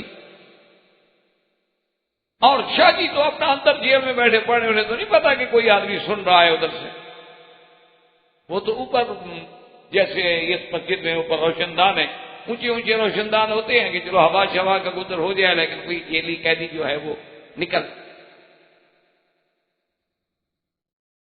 تو آخر سپرنٹینڈنٹ جیل کو پتہ چلا تو اس نے باقاعدہ اپنے حکام کو، اپنے حکام بالا کو لکھا کہ اس قیدی کو میری جیل سے نکالا جائے، اگر یہ چند دن یہاں رہا تو میری بیوی مسلمان ہوئی۔ تو آخر اللہ والوں کے اثرات تو کہ وہ ان کو جہاں بھی خدا رکھتا ہے ان نے کام تو دین کا کرنا ہے۔ تو یوسف علیہ السلام کے بھی ایسے اثرات مرتب ہوئے کہ یہ بات بھی روایات میں موجود ہے کہ سپرنٹینڈنٹ جیل آیا اور اس نے کہا کہ حضرت یوسف یہ تو میرے بس میں نہیں ہے کہ میں آپ کو جیل سے نکال دوں، لیکن بہرحال اندر جتنی آرام، سہولت اور آپ کے لیے میں خدمت کر سکتا ہوں اس میں کوتاہی نہیں کروں گا، مجھے تو آپ سے انتہائی محبت ہے۔ تو یوسف علیہ السلام نے فوراً گھبرا کے فرمایا، انہوں نے کہا بھائی تم میری خدمت کرو نہ کرو لیکن مجھ سے محبت نہ کرنا۔ تو وہ بیچارہ گھبرا گیا، اس نے کہا عجیب بات، فرمایا پہلے میری جو خالہ تھی نا ان کے نے میری پرورش کی تھی، وہ بھی مجھ سے محبت کرتی اور وہ چاہتی تھی کہ میں ان کے پاس رہوں، باپ کے گھر میں نہ ہوں، تو پھر بھی مجھ پر چوری کا الزام لگا کہ جناب یہ کپڑا چرا کے یوسف علیہ السلام چلے گئے ہیں تاکہ وہ اس الزام میں پکڑ کے مجھے اپنے پاس لے جائیں۔ پھر میرے باپ نے محبت کی تو میرے بھائی مجھے قتل کرنے کے لیے کنویں میں پھینک گئے۔ اس کے بعد امراۃ العزیز، عزیز کی بیوی نے مجھ سے محبت کی تو آج جیل میں بیٹھا ہوں، پھر تم محبت کر کے مجھے کہاں پہنچانا چاہتے ہو؟ مجھے تو محبت راس ہی نہیں آتی، خدا کے لیے محبت نہ کرنا مجھ سے۔ تو اب سیدنا یوسف علیہ السلام کی دیانت، ثقافت، عبادت دیکھ کے وہ دونوں قیدی جو ہیں وہ آئے حضرت یوسف علیہ السلام کی خدمت میں، انہوں نے کہا کہ ہم نے خواب دیکھا، آپ مہربانی کر کے ہمیں خواب کی تعبیر۔ ایک نے کہا کہ میں نے تو یہ خواب دیکھا ہے کہ انی ارانی آصر خمرا، یہ خمر جو ہے مجازن کہہ دیا گیا ہے، ورنہ خمر شراب تو نہیں نچوڑا جاتا، نچوڑا تو اس سے کشید کیا جاتا ہے انگور سے اس کا پانی، پھر وہ جا کے شراب بنتا ہے، لیکن معال تو اس کا شراب ہی ہے نا، اس لیے اس نے کہہ دیا کہ میں شراب نچوڑتا ہوں، ورنہ شراب تو نہیں نچوڑا جاتا۔ اور میں جام میں شراب کشید کر رہا ہوں، اور دوسرے نے کہا جی میں نے یہ دیکھا ہے کہ میرے سر کے اوپر کھانا ہے، روٹیاں رکھی ہوئی ہیں، بہت بڑا لگن ہے، اور پرندے جو ہیں وہ روٹیاں میرے سر سے کھا رہے ہیں۔ حضرت یوسف علیہ السلام نے فرمایا کہ اچھا کوئی بات نہیں، تم جانتے ہو کہ تمہارے پاس جو بھی تو عام بات ہے اس سے پہلے بھی میں تمہیں خبر دے دیا کرتا ہوں، بتا دیتا ہوں، حالانکہ وہ تو خواب نہیں ہوتا، یہ تو خواب ہے۔ اور اس کی وجہ کیا ہے یہ بھی بتلا دیا کہ بھئی اس کی وجہ یہ ہے کہ میں نے اس قوم کو جو اللہ پر ایمان نہیں لے آتے اور آخرت پر ایمان نہیں لے آتے، میں اس ملت کو چھوڑ چکا ہوں۔ اور صرف یہ نہیں کہ اللہ نے مجھے ایسی باتوں کی توفیق دی ہے، بلکہ میں نے اپنے آبا سیدنا ابراہیم، سیدنا اسحاق اور سیدنا یعقوب علیہ السلام کی اتباع کی۔ اس لیے علماء نے لکھا ہے کہ یہ پہلا موقع ہے کہ جب ابراہیم حضرت یوسف علیہ السلام نے اپنے باپ دادے کا ذکر کیا، ورنہ اس سے پہلے کبھی آپ نے یہ بات نہیں۔ اور پھر ذکر بھی ایسے کیا کہ جو سب سے بڑا شان والا تھا اس کا نام پہلے لیا، ورنہ آپ تو یعقوب کے بیٹے تھے، اور یعقوب علیہ السلام حضرت اسحاق کے بیٹے تھے، اور حضرت اسحاق حضرت ابراہیم کے بیٹے تھے، تو آپ کا پہلا تعلق تو حضرت یعقوب سے بنتا ہے۔ لیکن قرآن فرماتا ہے کہ وَاتَّبَعْتُ مِلَّةَ آبَائِي ابراہیم، پہلے ابراہیم کا نام کیوں؟ سب سے بڑی شان تو ان کی۔ وَإِسْحَاقَ وَيَعْقُوبَ، پھر اسحاق کا نام لیا، یعنی ترتیب جو ہے الٹ تھی۔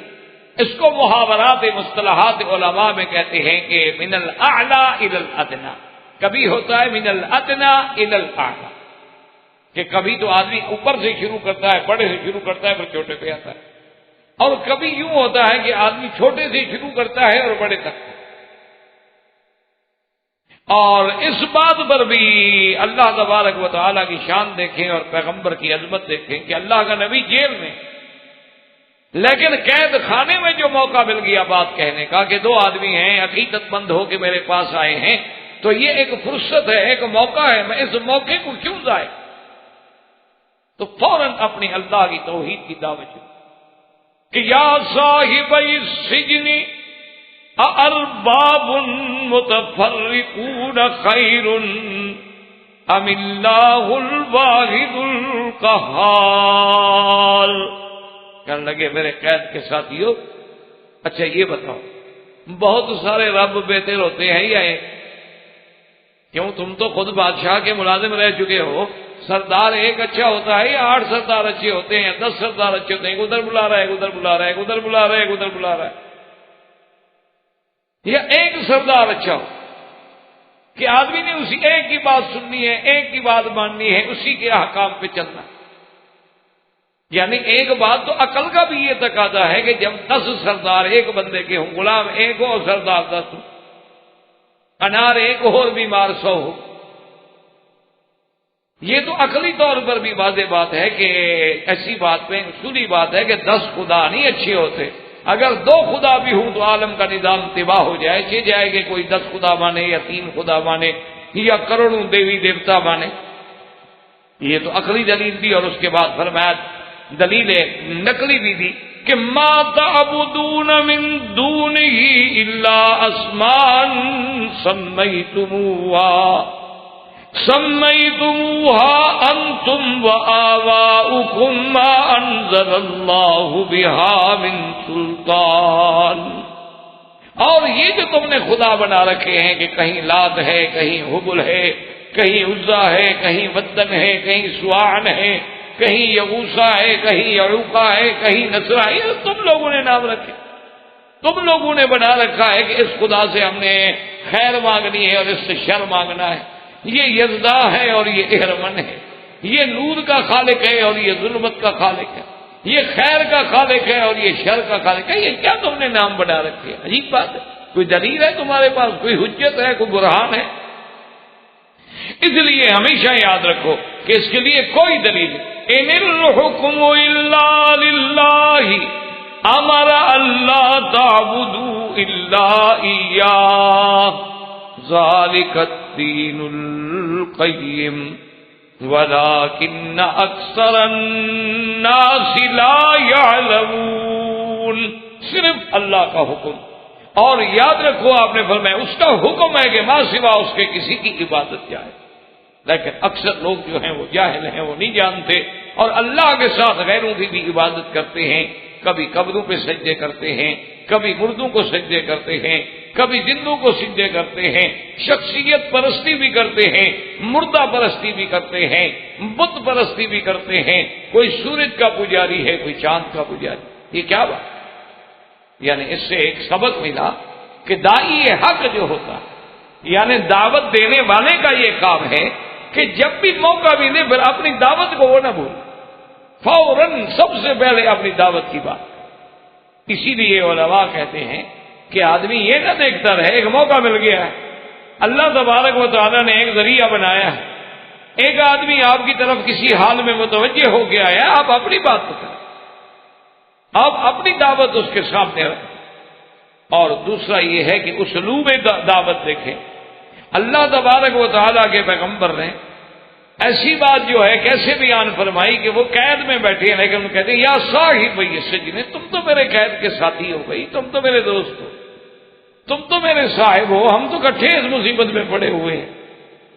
یہ نہیں کہتے کہ بھئی تم تو کافر ہو، تم تو غیر اللہ کی پوجا کرنے والے ہو، یہ بات نہیں کہا، بڑا اسلوب ہے، انداز ہے، بیان ہے۔ اور اس لیے کہ جب دعوت پیغمبرانہ کے مطابق، جب اسلوب کریمانہ کے مطابق آپ کسی سے بات کریں گے تو وہ بات اثر، اور وقت ضائع کرنے کا معنی یہ ہوتا ہے کہ اللہ نے جو آپ کو فرصت مہیا کی تھی آپ نے ضائع کر۔ اس لیے حضرت جلندری رحمۃ اللہ علیہ، حضرت محمد علی جلندری رحمۃ اللہ علیہ جو ختم نبوت کے ایک بڑے عظیم رہنما گزرے، وہ فرمایا کرتے تھے کہ ایک دفعہ میں اسٹیشن پہ آیا، اس دور میں سادہ وقت تھا، کہتے ہیں کہ میں نے 2 آنے یا پتہ نہیں 4 آنے کی ایک چائے کی پیالی خریدی اور 4 آنے کا ایک رس خریدا، ایک کیک خریدا کہ بھئی اب گاڑی کا ٹرین کا آنے کا وقت ہے، اب یہی ناشتہ ہے، وہ ٹھیک ہے، تو لے لیا اور میں نے ناشتہ کیا، ناشتہ کر کے چل پڑا۔ فرماتے ہیں کہ راستے میں مجھے خیال آیا کہ محمد علی تم نے تو ناشتہ کر لیا، اپنا پیٹ بھی بھر لیا، ختم نبوت کے جو تم سپاہی ہو اور ختم نبوت کے کاز تمہارا مشن ہے اس کے لیے تم نے کیا کیا؟ فرماتے ہیں کہ فوراً میں نے اپنا جو ساتھ میرا چھوٹا سا بیگ تھا کھولا، اس میں سے ایک کارڈ نکالا، اس وقت جوابی کارڈ ہوتے تھے، 3 پیسے کا ایک کارڈ ہوتا، جوابی کارڈ بھی نکالا اور اس پر ختم نبوت کا ایڈریس بھی لکھا ہوا تھا، وہ لایا اور وہ جو کینٹین والا تھا، کیفیٹیریا والا، میں نے کہا کہ میرے بھائی یہ ختم نبوت کے مجلس کا ایک کارڈ ہے، اگر کبھی قادیانیت کے بارے میں کوئی بات ہو، مسئلہ پوچھنا ہو، کوئی مشکل پیش آئے تو ہمیں اسی پر 1-2 سطر کا خط لکھ کے بھیج دیں۔ پر باتیں میں دے کے چلا گیا، کہتے کئی سال کے بعد اسی آدمی کا کارڈ ملا کہ ہم فلاں چک کے رہنے والے ہیں، سندھ کے فلاں علاقے میں ہم رہتے ہیں، وہاں مرزائیوں نے، قادیانیوں نے اپنے مبلغ بھیجے ہیں اور اتنا زور لگایا ہے کہ کئی لوگ جو ہیں قادیانی بن گئے، تو آپ نے مجھے کارڈ دیا تھا، میں آپ کو مطلع کر رہا ہوں۔ مولانا فرماتے ہیں کہ ہمیں کارڈ ملا، ہم نے اسی وقت بیٹھ کے فیصلہ کیا، مولانا لال حسین اختر کو بلایا، مولانا محمد حیات صاحب کو بلایا اور بڑے بڑے علماء جو اس مسئلے پر ماہر تھے اور اس مسئلے پر اتھارٹی تھے، ان سب کو لے کر ہم اس بستی میں پہنچے، جلسے کیے، تقریریں کی، مرزائیوں کو دعوت مناظرہ دی۔ وہ جب آئے تو شکست کھا گئے، اور جن لوگوں کو مذبذب ہو گئے تھے یا قادیانی ہو گئے تھے، اللہ نے پھر ان کو اسلام نصیب فرمایا۔ تو فرماتے ہیں کہ اگر وہ میں چھوٹی سی غلطی کرتا کہ اگر وہ کارڈ نہ دیتا تو اس بیچارے کو کیا پتا میں نے کس کو کہا، لیکن میں نے اس وقت کو ضائع نہیں کیا، اپنی جماعت کا، اپنے منشور کا پیغام میں نے پہنچا دیا، اللہ نے اس کو ذریعہ بنایا کہ کتنے لوگوں کا ایمان بچ گیا۔ اس لیے ہمیشہ اس بات کو یاد رکھا کریں۔ یہ آج کل ہماری جدید تہذیب جو ہے نا جی، اس میں کچھ یہ ہو گیا ہے کہ دیکھو جی ہم تو مولوی صاحب کو ملنے گئے تھے اور مولوی صاحب نے تو اپنی تقریر شروع کر دی، یار ان مولویوں کو کوئی پتہ نہیں بیماری لگی ہوئی ہے کیا لگا ہو، یہ بات نہیں ہوتی، بلکہ ان پر شرعاً ذمہ داری ہوتی ہے کہ آپ میرے پاس آئیں، کسی بہانے سے آئے ہیں تو بات سنیں گے، پتہ ہے ویسے تو آپ نہ سنتے میری بات۔ اس لیے اللہ کے پیغمبر نے اپنی جیل کی زندگی کو سامنے نہیں رکھا، فوراً توحید کا سبق پڑھا اور اس کے بعد ان کو تعبیر کہ یا صاحب السجن اما احدکما فیسقی ربہ خمرا واما الاخر فیسلب فتأکل الطیر من رأسہ قضی الامر الذی فیہ تستفتیان۔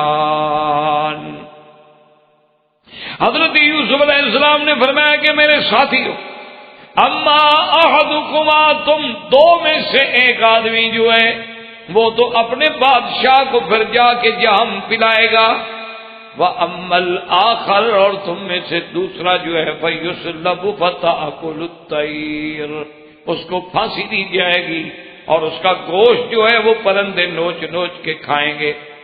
اچھا اب دیکھیں یہاں بھی اسلوب ہے، آپ نے یہ نہیں فرمایا ابھی ساقی تم جو ہے نا تمہیں تو کل جاؤ گے، ٹھیک چھوٹ جاؤ گے اور پھر اپنی ڈپٹی پہ بھی چلے جاؤ گے اور اپنے بادشاہ کو شراب پلاؤ گے۔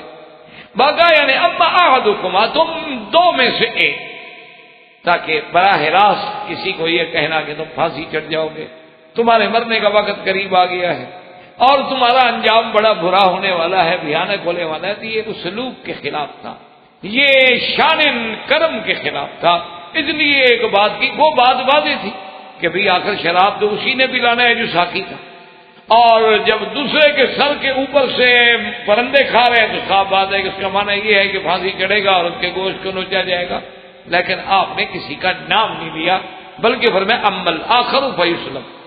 تو علماء نے لکھا ہے کہ جب آپ نے یہ تعبیر بیان فرما دی تو ان میں سے وہ دونوں جو ہے کہنے لگ گئے کہ جی ہم نے تو خواب نہیں دیکھا تھا، ہم تو بس ویسے آزمانا چاہتے تھے کہ جیل میں بڑا چرچا تھا کہ اللہ نے یوسف علیہ السلام کو بڑا خواب کا علم دیا، یہ خواب کی تعبیر مستقل علم ہے، اللہ تبارک و تعالیٰ نے یوسف علیہ السلام کو اس میں بڑی خصوصی مہارت عطا فرمائی۔ آپ نے فرمایا دیکھو تم نے خواب دیکھا تھا یا نہیں دیکھا تھا، ایک نبی کے سامنے آ کے اس کو بطور خواب کے کہنا اور تعبیر لینا، اور میں نے تعبیر اب قضی الامر، اب اللہ کی تقدیر کا وہی فیصلہ ہو گیا جیسے تم نے پوچھا اور میں نے جواب۔ اب جب یہ بات ہو گئی وَقَالَ لِلَّذِي ظَنَّ أَنَّهُ نَاجٍ مِّنْهُ اذْكُرْنِي عِندَ رَبِّكَ فَأَنسَاهُ الشَّيْطَانُ ذِكْرَ رَبِّهِ فَلَبِثَ فِي السِّجْنِ بِضْعَ سِنِينَ۔ اب اللہ پاک نے فرمایا کہ جب حضرت یوسف علیہ السلام کو تعبیر کے بعد یہ بات جو تھی گمان میں آئی، خیال میں آئی کہ ان دو میں سے ایک جو ہے اس کو تو نجات ملنے والی ہے، اس کو بلایا، اس کو کہا کہ دیکھو بات یہ ہے کہ تمہیں تو بہرحال نجات مل جائے گی، تم اپنے وظیفے بھی چلے جاؤ گے، اذکرنی عند ربک۔ یاد رکھیں کہ اس زمانے میں رب جو ہے بادشاہ کو بھی کہتے تھے، رب جو ہے وہ سردار کو بھی کہتے تھے، جیسے آج بھی محاورات میں عورت کو کہتے ہیں ربۃ البیت، اسی طرح کہتے ہیں رب الدار، فلاں حویلی کا مالک۔ تو یہ لفظ جو ہے بطور بادشاہ کے، بطور مالک کے بھی استعمال ہوتا تھا، لیکن اللہ تبارک و تعالی نے جب سرکار دو عالم سیدنا محمد الرسول اللہ صلی اللہ علیہ وسلم کو بھیجا اور آپ کی شریعت چونکہ قیامت تک ہے، تو لہذا ان چھوٹے چھوٹے لفظوں کی بھی احتیاط کر دی گئی کہ بھی اب آپ کسی کو رب کہتے ہیں، آپ اپنے ملازم کو عبدی نہ کہیں کیونکہ ہر بندہ اللہ کا عبد ہے، آپ اس کو فتایا کہیں، فتات کہیں، لیکن عبدی نہ کہیں کیونکہ یہ لفظ جو ہے اس کی نسبت صرف اللہ کی طرف ہونی چاہیے۔ تو سرکار دو عالم کے زمانے میں شریعت میں ان الفاظ کا بھی خیال کیا گیا تاکہ کوئی قیامت تک شرک میں مبتلا نہ ہو سکے، ورنہ پہلے زمانے میں یہ لفظ عام استعمال ہوتا۔ اس لیے حضرت یوسف علیہ السلام نے فرمایا کہ بھی جب تم جاؤ تو بادشاہ کی محفل میں ذرا بات یاد کرا دینا کہ بھی یوسف علیہ السلام جو جیل میں بیٹھے ہوئے ہیں، کیوں، کیا جرم ہے؟ بھئی وہ تو بے قصور ہے، ان کو تو بلا گناہ کے جیل میں بھیجا گیا، لیکن بہرحال اللہ تبارک و تعالی رحمت فرمائے۔ تو اب اتنا عرصہ ہو گیا ہے اور میں جیل میں بیٹھا ہوں، تو کبھی کبھی ایسے لطیفے بھی ہو جاتے۔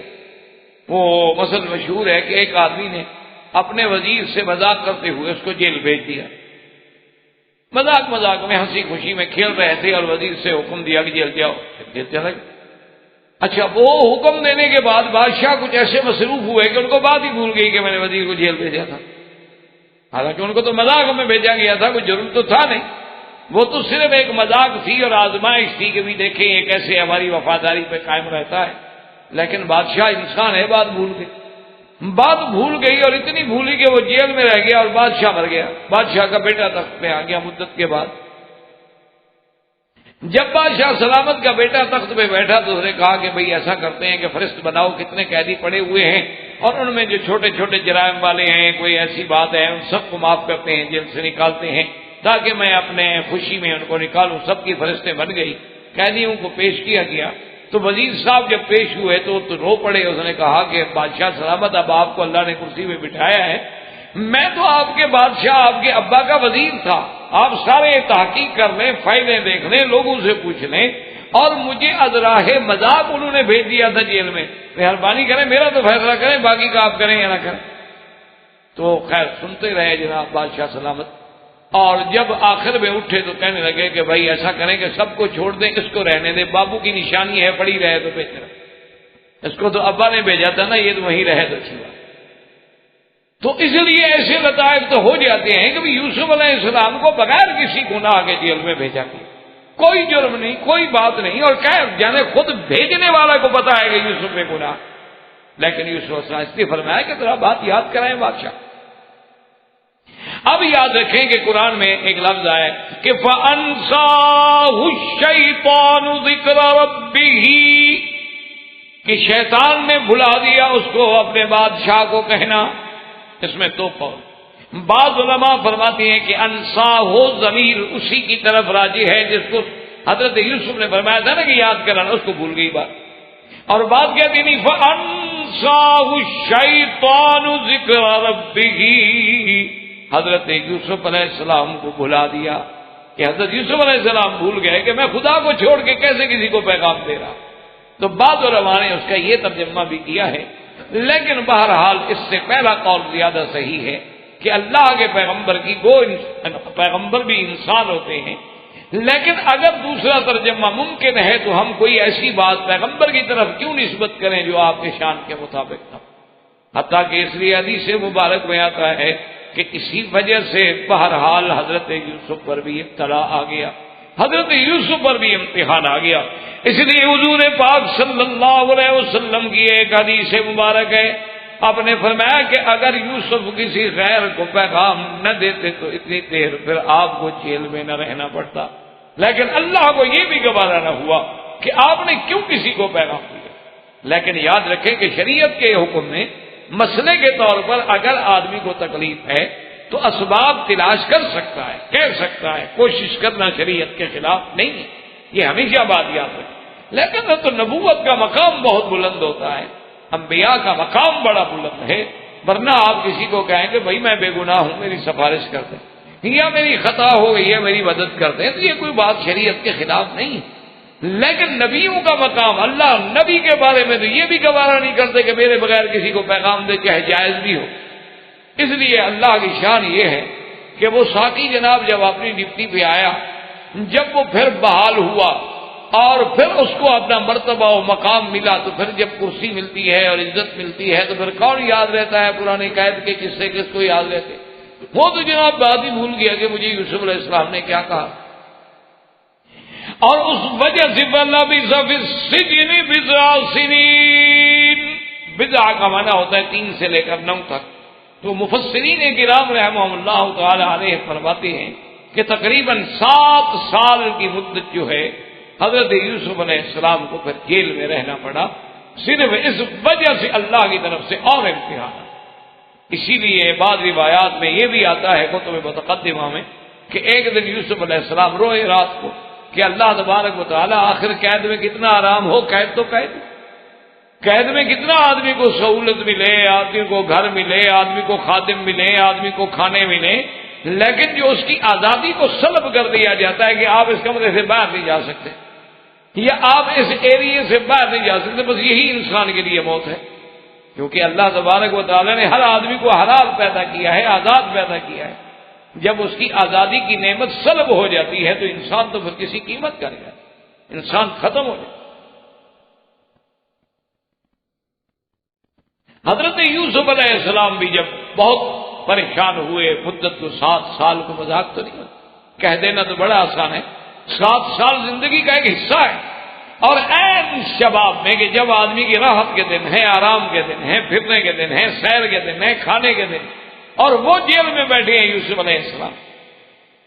تو ایک دن آپ روئے، اللہ کے آگے فریاد کی، تو اللہ تبارک و تعالی نے جبریل علیہ السلام کو حکم دیا کہ میرے نبی کے پاس جائیں، یوسف علیہ السلام کے پاس، کہیں کہ اب آپ کیوں گھبرا رہے ہیں، آپ رو رہے ہیں اور معافیا مانگ رہے ہیں، کیوں؟ آپ نے تو خود کہا تھا قال رب السجن احب الی مما یدعوننی الیہ، آپ نے تو کہا تھا کہ میرا مولا جس طرح مجھے یہ عورتیں دعوت دے رہی ہیں اس سے تو جیل بہتر ہے، تو آپ نے تو خود چنی جیل، آپ کو پسند تھی، آپ نے مانگی تھی، آپ کے مانگنے کے مطابق تو ہم نے بھیجا آپ کو جیل میں، اب آپ جیل سے تنگ آ گئے، آپ نے کیوں مانگی تھی یہ؟ اگر اس وقت آپ یہ دعا کرتے کہ یا اللہ ان عورتوں کے شر کو بھی پھیر دے اور مجھے جیل سے بھی بچا دے، تو ہم تو دونوں سے بچا لیتے، لیکن اس وقت تو آپ نے اسی لیے حکم ہے کہ خدا نہ خواستہ کسی آدمی پر مصیبت آئے تو وہ یہ نہ کہے کہ یار یہ تو بہت بڑی مصیبت ہے، اللہ میاں کوئی چھوٹی دے دو، اگر اس سے کوئی چھوٹی ہوتی تو وہ ٹھیک تھا، نہیں، بلکہ مانگنا چاہیے العفو والعافیہ کہ اللہ معافی عطا فرما، نہ بڑی مصیبت دے نہ چھوٹی مصیبت، کہ انسان تو آخر انسان ہے، وہ عاجز ہے، وہ ضعیف ہے، وہ کیسے مسائب و شدائد کا متحمل ہو سکتا، اس لیے حکم دیا کہ ایسی بات جو ہے وہ تو تحمل کر ہی نہیں سکتا۔ اب جناب قرآن مجید فرماتا ہے کہ بھلا بِسَ فِي السِّجْنِ بِضْعَ سِنِينَ، اور جب یوسف علیہ السلام اللہ کے آگے روئے، اللہ نے فرمایا جبرائیل یوسف علیہ السلام کو تسلی دے دو کہ جب تم نے غیروں کو پیغام دیا تھا تو ہم نے تمہیں 7 سال کے لیے جیل میں رکھ دیا ہے، اور آج میرے آگے رونا شروع کر چکے ہو تو فکر نہ کرو، اب آپ کے باہر جانے کے دن ہم قریب لے آئیں، ہم اپنی حکمتوں سے اپنے فیصلوں سے یہ سارے مسائل جو ہے حل کر۔ اس لیے علماء نے فرمایا کہ اگر آدمی غور کرے یوسف علیہ السلام کے بچپن پہ، یوسف علیہ السلام کے شباب پہ، یوسف علیہ السلام کی محبت اپنے باپ سے، پھر بھائیوں کا یہ واقعہ، معلوم ہوتا ہے کہ قدرت ہر مرحلے پر یوسف علیہ السلام کی تربیت کر رہے ہیں۔ آپ دنیا میں دیکھتے ہیں نا جی، آج بھی اگر کوئی بادشاہوں کے بیٹے ہیں، آج بھی اگر بڑے لوگوں کی اولادیں ہیں تو وہ اپنی اولادوں کو اسی طرح کی تربیت دیتے ہیں، انہی سکولوں میں بھیجتے ہیں، انہی کالجوں میں بھیجتے ہیں، انہی یونیورسٹیوں میں بھیجتے ہیں کہ بھئی اس کو پھر اس مقام پہ آنے کے آداب آنے چاہیے تاکہ یہ اس مقام کو سمجھ سکے، اس کے پروٹوکول کو، اس کے اسٹیٹس کو، اس کے ایڈیکیٹس کو، سب چیزوں کو یہ ذہن میں رکھ سکے، کیونکہ کل اس نے ہماری کرسی پہ بیٹھنا۔ اللہ تبارک و تعالیٰ چونکہ یوسف علیہ السلام سے اتنا بڑا کام لینے والے تھے کہ ملک مصر کا بادشاہ بنانا آپ کو مقصود تھا، تو ہر قسم کے ابتلا سے گزارا گیا، حسن و جمال کے فتنوں سے بھی گزارا گیا، عزیز مصر کے گھر میں نعم و اکرام کے فتنوں سے بھی گزارا گیا، بھائیوں کی دل شکنی سے بھی گزارا گیا، کبھی کنویں میں قید رکھا گیا، کبھی مصر کے قید خانے میں بھی بھیجا گیا، غلام بنا کے بازاروں میں بکوایا بھی گیا، چند کھوٹے سکے بھی قیمت لگوائی گئی۔ تو یہ ساری حکمتیں تھیں۔ اصل بات یہ تھی کہ اللہ تبارک و تعالی اپنے پیغمبر کو تیار فرما رہے تھے، اس کی فکری، اس کی ذہنی، اس کی جسمانی ہر لحاظ سے تربیت کاملہ ہو رہی تھی، تاکہ جب وہ کامل بن جائیں گے تو کسی غیر کے لیے کامل بنیں گے۔ اس کو محاورات عرب میں کہتے ہیں کہ سب سے پہلے انسان کو خود کمال حاصل کرنا چاہیے، جب آدمی خود کامل نہیں بنے گا تو کامل الغیر ہی کیسے بنے گا۔ اسی لیے علماء نے لکھا ہے کہ سرکار دو جہاں رحمت للعالمین سیدنا محمد الرسول اللہ صلی اللہ علیہ وسلم کو جو غار حرا میں، آپ کی غار حرا میں مستقل بیٹھنا، غار حرا میں جا کے عبادت کرنا، اکیلے غار میں رہنا، اب تو کہہ دینا آسان ہے نا جی، ہر جگہ بجلی ہے، کم کمیں ہیں، روشنی ہے، راتیں بھی دن بنی ہوئی ہیں، لیکن ذرا غور فرمائیں کہ آج سے 1400 سال پہلے اس وقت کیا حال ہے؟ 1400 سال پہلے جب نور نہیں، بجلی نہیں، کوئی چیز نہیں، اس وقت اکیلا غار میں بیٹھنا، اور پھر سب سے پہلے اللہ اپنے نبی کو حکم دے رہے ہیں کہ قم اللیل، ساری رات جاگو، تھوڑی سی رات آرام کر لو، ساری رات میری عبادت کرو، قم اللیل الا قلیلا، ساری رات عبادت کریں مگر تھوڑا سا حصہ آرام کر لو۔ پھر اس کے بعد تھوڑی رعایت دی کہ نصفہ او انقص منہ قلیلا او زد علیہ، یا تو آپ ایسا کریں کہ آدھی رات آرام اور آدھی رات کے بعد۔